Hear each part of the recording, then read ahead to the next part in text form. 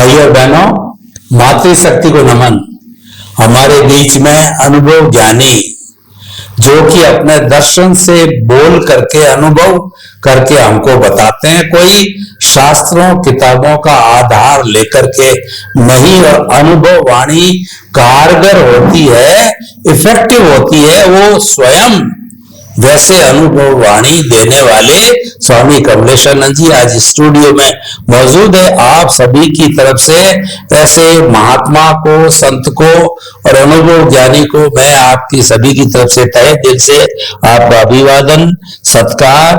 जय सच्चिदानंद स्वामी। जय सच्चिदानंद स्वामी जी, दादा भगवान एक बात कहा करते थे, मूल बाबा मंगलदास। इसको जब मैंने सुना, पढ़ा, तो मैं काफी प्रभावित हुआ, क्योंकि 3 शब्दों के अंदर उन्होंने पूरा ज्ञान विज्ञान पूरा भर दिया।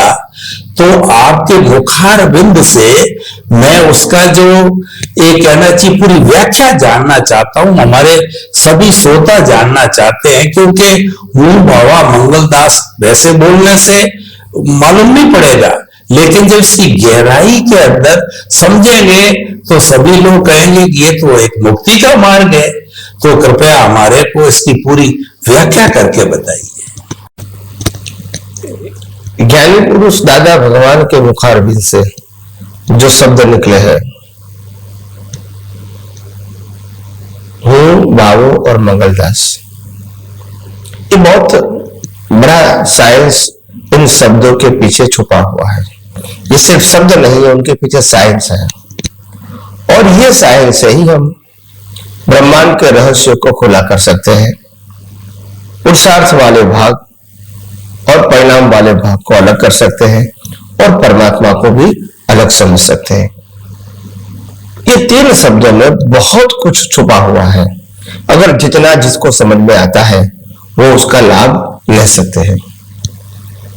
तो उन्होंने बताया, हूं, बाबू और मंगलदास। मैं, बाबा और मंगलदास, ये 3 बातें बताई हूं, 3 शब्द बताए। तो हूं का मतलब होता है मैं क्या हूं। तो वहां हूं शब्द का प्रयोग जो उन्होंने किया वो शुद्ध आत्मा के लिए किया। किसके लिए किया? शुद्ध। मैं शुद्ध आत्मा हूं, उसमें कोई अशुद्धि है नहीं। और जो मंगलदास बताया, नामधारी, मंगलदास का मतलब नामधारी। वो नामधारी, तो नाम तो शरीर का ही होता है। तो जो मंगलदास है वो कुदरती रचना है और व्यवस्थित शक्ति के अधीन है। यानी मंगलदास कुछ कर सकते नहीं है। मंगलदास के मन, वचन, काया की अवस्था मात्र कुदरती रचना है। और शुद्धात्मा खुद चेतन, अविनाशी और सभी प्रकार की अरुण शक्तियों वाला होने से उनको पुरुषार्थ की जरूरत नहीं है। तो ये पुरुषार्थ कर नहीं सकता है मंगलदास, और शुद्धात्मा को पुरुषार्थ की जरूरत नहीं है। तो पुरुषार्थ मात्र बाबा को ही करना है, जिसको बाबा भी बोल सकते हैं, प्रतिष्ठित आत्मा लाभ भी बोल सकते हैं, लाइव अहंकार भी बोल सकते हैं, या मिश्र चेतन भी बोल सकते हैं। तो इस प्रकार से ये जो बातें बताई गई, बाबा का मतलब पुरुषार्थ करने वाला, उनके पास जैसा ज्ञान दर्शन होगा वैसा वो पुरुषार्थ करेंगे। प्रकृति का मतलब पिछले अवतार के कर्मों के भुगतान का साधन मात्र, और परमात्मा का मतलब होता है स्व पर प्रकाशक, इन शॉर्ट कैटालिस्ट। ये तीनों का रोल क्या हो गया? अलग हो गया। हूं का रोल अलग हो गया, मंगलदास का रोल अलग, और बाबा का रोल। 3 है जो पार्ट, उसमें एक दूसरे को डिस्टर्ब नहीं कर सकते, रहते साथ में रहते, मगर एक दूसरे को हरकत नहीं कर सकते, क्योंकि 3 में से 2 तो अपने स्वभाव में है। जैसे आत्मा अपने स्वभाव में है, ऐसा प्रकृति अपने स्वभाव में है। क्योंकि प्रकृति के पास कोई फ्रीडम, जो भी सेट किया प्रोग्राम उसकी बजाय चलती है। तो वो भी क्या है? अपने स्वभाव में है, यानी स्वतंत्रता से कुछ नहीं कर सकते। तो दोनों पार्ट में तो हमको देखना नहीं है, आत्मा का लक्ष्य रखना है और प्रकृति को कुदरत जितना देखना है। ये दृष्टि अगर बाबा में आ गई तो और कोई मुक्ति के पुरुषार्थ की आवश्यकता, और अगर ये समझ में नहीं आया तो ये समझ में लाने की कोशिश करनी चाहिए अगर मुक्ति के मार्ग में आगे बढ़ना है तो। बाबा का मतलब होता है पुरुषार्थ करने वाला। क्या बताया? पुरुषार्थ करने वाला। मंगलदास का मतलब होता है परिणाम की भुगतान करने वाला। और हूं का मतलब शुद्ध, अपने स्वभाव में रहने वाला। वो कभी अपने स्वभाव में से बाहर नहीं निकलता है। तो ये मैं, बाबा और मंगलदास की ज्ञानी पुरुष दादा भगवान ने बहुत अद्भुत बात किया और सटीक बात किया। यह उनका खुद का अनुभव था। और इतने ब्रह्मांड का जो रहस्य है, सर्जन, विसर्जन और स्वभाव, तीनों को इतना संक्षिप्त भाषा में उन्होंने पेश कर दिया है। तो हालांकि लोगों को समझना इतना आसान नहीं है, ये तो हम अनुभवी पुरुष है तो आसानी से उसको बता दिया। बाकी मैं, बाबा और मंगलदास के अंदर तो आज कहीं सारे आप तो बहुत घंटा सत्संग करते हैं, मगर फिर भी उनका अल्टीमेट मिलता नहीं है। तो इसीलिए ज्ञानी पुरुष दादा भगवान ने भी मैं हूं, बाबा और मंगलदास का एग्जाम्पल दिया था, रिलेटिव एग्जाम्पल, जो आम आदमी उसको समझ सके। तो उन्होंने कहा था कि गांव था छोटा, उसमें बहुत सारे साधु भी गांव के बाहर रहते थे और कभी कभी भिक्षा मांगने के लिए आते थे गांव के अंदर। जब पूनम होती है तो, पूनम है, बस्ता महीना है तो वो आते हैं। तो एक दिन एक साधु आया, हालांकि घर बंद था, और उन्होंने डोर के ऊपर साइकिल को हिलाया। पहले जमाने में तो डोरबेल नहीं था, खटखटाया, डोर को खटखटाया। और जैसे खटखटाया तो अंदर से आवाज आई, तुम कौन हो? तो उन्होंने कहा मैं हूं। क्या बताया? मैं हूं। तो बोला तुम है, मगर तुम कौन हो वो तो बताओ। तो उन्होंने कहा मैं तो बाबा हूं, मैं साधु हूं। तो उन्होंने बताया तुम भी हो, साधु हो, वो भी समझ में आया, मगर कौन सा साधु? साधु तो बहुत सारे हैं। तो बताया मंगलदास हूं। तो उस प्रकार से ये कहानी दादा भगवान सत्संग में एग्जाम्पल के रूप में बताते हैं। व्यक्ति एक ही है, मैं भी हूं, बाबा भी हूं और मंगलदास हूं। ये तीनों उनकी एक अवस्था है। मैं का मतलब वो न्यूट्रल है, उसमें कोई विशेषता नहीं है। बाबा का मतलब होता है स्पेशलिटी, कैटेगरीज। मंगलदास का मतलब बॉडी का नाम। ये तीनों चीज को बताने के लिए दादा भगवान ने हूं, बाबा और मंगलदास बताया। मगर ये आध्यात्म के बाद में ये तीन शब्द कितने काम में आते हैं। जिसको विज्ञान का सार समझना है, जिसको पुरुषार्थ करने वाले, परिणाम के भुगतान करने वाले और कैटालिस्ट क्या है, तीनों का रोल क्या है, ये समझना है, तो उनके लिए ये तीन शब्द काफी है। इनको एनलार्ज करना और सिद्धांत की भाषा में समझना बहुत बड़ी बात है।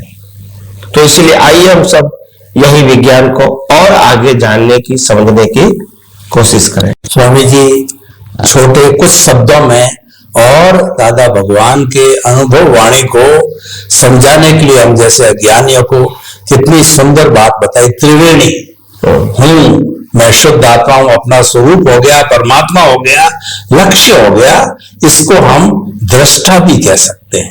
बाबा का मतलब प्रतिष्ठित आत्मा जो सारा पुरुषार्थ करती है, रियल करती है, रिलेटिव करती है, संसार का पुरुषार्थ करती है, मोक्ष का पुरुषार्थ करती है, अज्ञा है, प्रज्ञा है, जैसा भी ज्ञान दर्शन और सारा पुरुषार्थ करती है, तो उसको जो है हम दृष्टि के रूप में ले सकते हैं, क्योंकि दृष्टा उसको दृष्टि देता है, और ये मंगलदास है जो सारा दिखाई देता है, उसको दृश्य मान सकते हैं, ऐसे भी हम दे सकते हैं। तो इसके अंदर, इसके साइंस में, इसमें खोज करने में बहुत बड़ा विज्ञान छिपा हुआ है।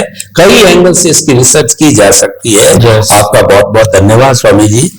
स्वामी जी अपने सत्संग को और आगे बढ़ाते हैं। तो ये जो अध्यात्म विज्ञान है वह पॉपुलर बने, उसके लिए आज आपने मिशन बनाया है, 1000 आध्यात्मिक वैज्ञानिक बनाने के लिए आपने मिशन बनाया है, तो उसकी जो है क्या अर्हता है अध्यात्म विज्ञानी बनने की? और कुछ लाइन में कुछ लोग लगे हैं क्या? क्योंकि आपका मिशन है, और उस अर्हता को पाने वाले किस तरीके से करे, इसका क्या लेखा जोखा रहेगा? और ये लोग जो बनेंगे, क्योंकि मैं भी उस लाइन में हूं, तो ये लोग जो है फिर आगे जाकर के किस तरीके से काम करेंगे? कोई आपके दिमाग में सिस्टम बनाया हो आपने? क्योंकि आपका मिशन है 1000 अध्यात्म विज्ञानी बनाने का, तो ये किस तरीके से, थोड़ा कृपया इस पे प्रकाश डालिए। तो हमारे कई महात्मा लोग हैं जो इस लाइन में आना चाहते हैं, बनना चाहते हैं, और जो अर्हता रखते हैं, तो वो भी आपके मुखार बिंद से सुनी हुई बात से वो भी थोड़ा आगे बढ़े। कृपया अध्यात्म विज्ञान की दृष्टि से प्रकाश डालिए। धन्यवाद। देखो, 1000 साइंटिस्ट को बनाना, इसके पीछे मेरा मकसद ये है कि मैं 1000 साइंटिस्ट बनाऊंगा तो कब से कम 1000 साइंटिस्ट तो खुद सत्संग विज्ञान को समझेंगे, उपयोग करेंगे और अनुभव करेंगे मिनिमम। इसमें से 50% तो यही करेंगे, समझेंगे, सुनेंगे, अनुभव करेंगे। बाकी के 50% है वो अपने इर्द गिर्द, अपने परिवार कहो, फ्रेंड्स कहो, नेबर कहो, उसको समझाने की कोशिश करेंगे। इसमें से 10% ऐसा भी होगा जो खुद जूम के ऊपर सत्संग कर सकते हैं 50 व्यक्तियों के साथ, 100 व्यक्तियों के साथ। यही विज्ञान समझाएगा वो। हो सकता है उसमें से 5 व्यक्ति ऐसा भी है जो हमारी तरह भ्रमण करके भी बाद में विज्ञान बताएंगे। तो ये मेरा मकसद है। कौन क्या होगा, कौन करेगी, ये मेरा अप्रोक्सीमेट आइडिया है कि 5 तो ऐसे निकलेंगे पावरफुल 1000 में से, जो दुनिया के सामने हमारी तरह प्रस्तुति कर सकते हैं कहीं भी जाके, और उसका इतना प्रभाव हो ताकि उनको लोग बुलाए भी। तो यही मेरा मकसद है। जैसे जिस प्रकार से मैं तैयार हुआ हूं और जिस प्रकार से मैं पाया से तैयार हूं, एक से, क्योंकि आध्यात्म विज्ञान का प्रेजेंटेशन ही मेरा है, यानी बिगिनिंग ही मेरी है। तो इसीलिए जिस प्रकार से मेरे को जीवन में ये विज्ञान को समझते समझते, लोगों को समझाते समझाते किस प्रकार से संघर्ष आया, वो मैं खुद जानता हूं। भले ही आज लाखों लोग इनको सुनते हैं, मगर उस प्रकार की परिस्थिति शुरुआत में नहीं थी, और बहुत सारे लोगों का विरोध भी था अलग अलग प्रकार का। फिर भी संघर्ष करते करते करते विज्ञान अपने आप में आज विश्व के अंदर उन्होंने अपनी खुद की जगह बनाई है, और कई हजारों लाखों लोग ये विज्ञान को समझने के लिए आतुर हैं। तो इसीलिए मैंने कहा कि मेरी भावना यह है कि 1000 साइंटिस्ट बनाए, इसमें से 50% खुद ही अनुभव करके परिवार को ही भले बांटे, इट्स ओके। तो मैं ये कहना चाहता था कि 50% लोग खुद ही विज्ञान को समझे, उपयोग करें, अनुभव करें, और अपने परिवार को ही बांटे।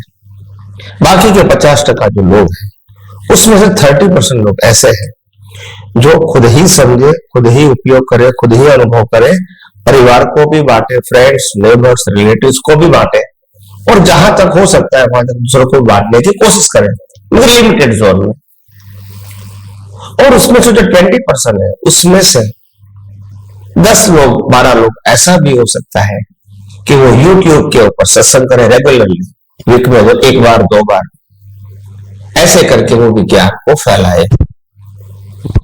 और उसमें से 4-5 लोग ऐसा भी निकले कि वो विज्ञान को न केवल जूम के माध्यम से, मगर प्रत्यक्ष से, जिस प्रकार से आज मैं पूरे भारतवर्ष में या विदेशों में घूम रहा हूं, उसी प्रकार से वो भी एक अपना अनुभव का स्टेटस बनाए, ताकि लोग उनकी बातों को, विज्ञान की दृष्टि को, अनुभव की दृष्टि को या प्रेजेंटेशन को सुनने को, समझने के लिए वो मजबूर हो गए। तो ये तो बनाना पड़ेगा, मगर मैं मानता हूं कि 1000 में से 4-5 तो ऐसे निकलेंगे। और उसका और मेरा मकसद ये है कि आध्यात्म विज्ञान जो कई सालों के बाद जो पब्लिश हुआ है ये दुनिया के अंदर, वो कम से कम कंटिन्यूअस रहे, ये मेरी भावना है। मैं कहूं या दूसरे कहूं वो इंपॉर्टेंट बात नहीं है, विज्ञान जीवित रहना चाहिए और लोगों की सोच साइंटिफिक बननी चाहिए, सामाजिक और धार्मिक से ऊपर उठनी चाहिए। बस ये मेरी सोच है, तो मेरा यही कहने का मकसद है। जय सच्चिदानंद। स्वामी जी, आपने 1000 अध्यात्म विज्ञानी जो कि अध्यात्म विज्ञान को आगे बढ़ाने वाले हो, आपने टारगेट रखा, पूरा उसका सिस्टम बताया। मैं परमपिता परमेश्वर कहिए या शुद्ध आत्मा भगवान से प्रार्थना करता हूँ, शुभ भाव करता हूँ कि आपका जो ये मिशन के प्रति जो डेडिकेशन डिवोशन है, तो ऐसे लोग जल्दी से जल्दी तैयार हो और अध्यात्म विज्ञान पूरे विश्व में फैले। स्वामी जी, एक छोटा सा प्रश्न अध्यात्म विज्ञान की दृष्टि से मैं इसका समाधान चाहता हूं कि आप अध्यात्म विज्ञान से हमको परमात्मा बनाना चाहते हैं, लेकिन बहिरात्मा, अंतरात्मा और परमात्मा, ये चेतना के 3 स्तर बताए गए हैं।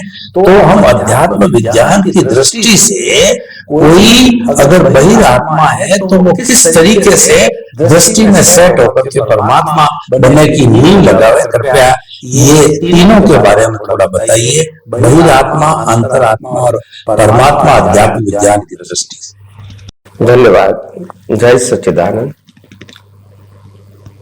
बहिरात्मा, अंतरात्मा और परमात्मा, ये तीनों जो शब्द है काफी पुराने हैं, शास्त्रोक्त शब्द है, ज्ञानी पुरुष ने भी बताया है।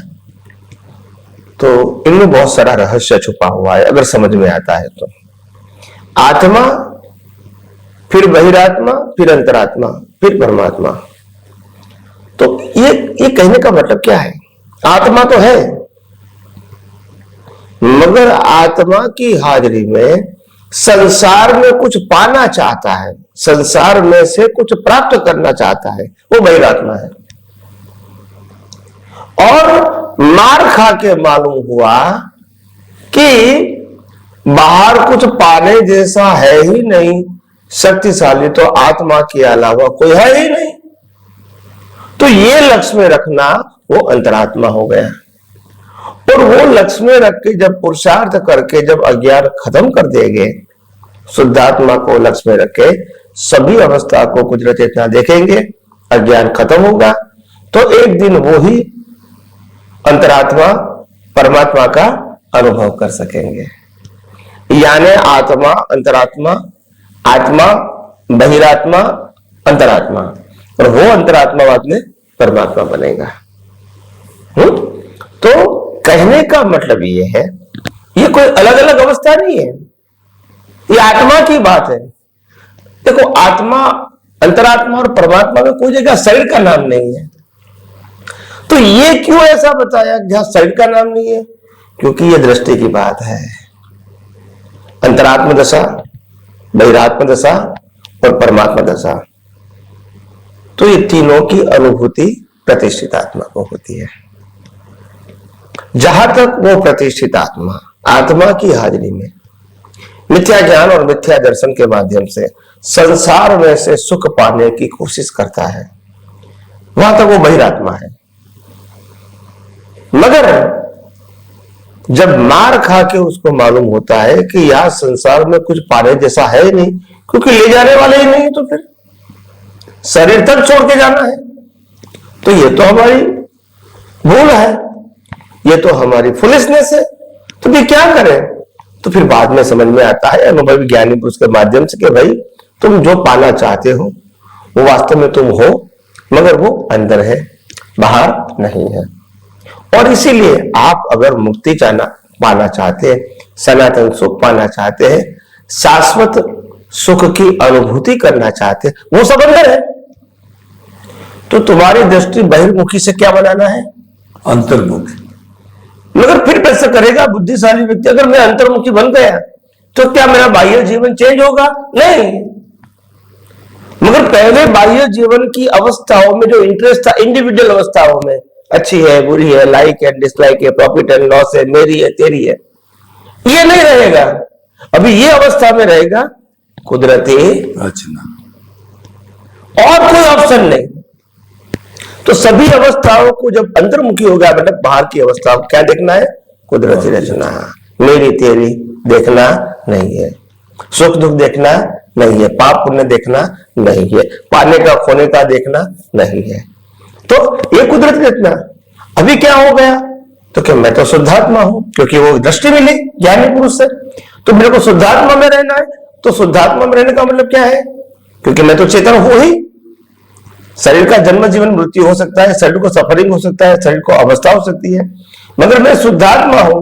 वो तो चेतन है, वो तो अविनाशी है और सभी प्रकार की अनंत शक्तियों वाला है। मगर क्योंकि बहिर्मुखी था तो होते हुए भी उसका अनुभव नहीं हुआ। अभी मैंने बाहर की अवस्थाओं की वैल्यू खलास कर दी, क्योंकि एक ही बताई गई है कुदरती रचना, तो डिटेल में जाने की जरूरत नहीं है, क्योंकि वैसे भी कुदरती रचना है। तो मेरा इंटरेस्ट अभी आत्मा में रहा और बाकी सब अवस्था कुदरती रचना। तो मेरे साथ जो अज्ञान था रिलेटिव सत्य का, वो धीरे धीरे क्या हो जाएगा, जीरो हो जाएगा।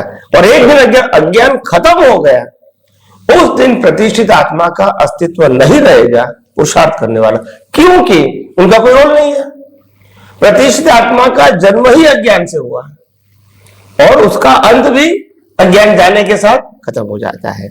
तो बाद में शरीर और आत्मा दो रहता है, और आत्मा तो कुदरती रचना है, और कुदरती रचना वाला शरीर खत्म हो गया तो आत्मा कहां जाएगा, मोक्ष में। कोई कर्म तो किया ही नहीं, कर्म करने वाला ही नहीं है, तो कैसे बनेगा कर्म।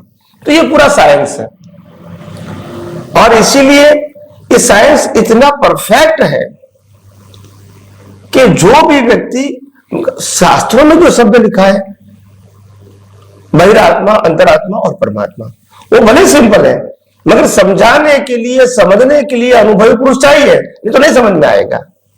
तो इसीलिए यह अध्यात्म विज्ञान में आगे बढ़ने के लिए बहिरात्मा, अंतरात्मा और परमात्मा को समझना हमारे लिए बहुत आवश्यक है। और मैं समझता हूं धीरे धीरे आगे हम विज्ञान को और आगे समझने की कोशिश करेंगे और अपनी दृष्टि को और यथार्थ बनाएंगे।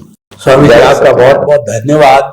आपने संक्षेप में बताया कि बहिरात्मा अंतरात्मा से परमात्मा बनना है, तो दृष्टि में, आर्ट ऑफ द विजन में सेट कीजिए कि मन वचन काया से मुक्त मैं ऐसा शुद्ध आत्मा हूं, और मन वचन काया तथा उससे जुड़ी हुई सर अवस्था मात्र कुदरती रचना। ये सेट होते ही आप परमात्मा बनने की प्रक्रिया में जारी हो जाएगी। बहुत बहुत धन्यवाद स्वामी जी, आपका कृतज्ञता।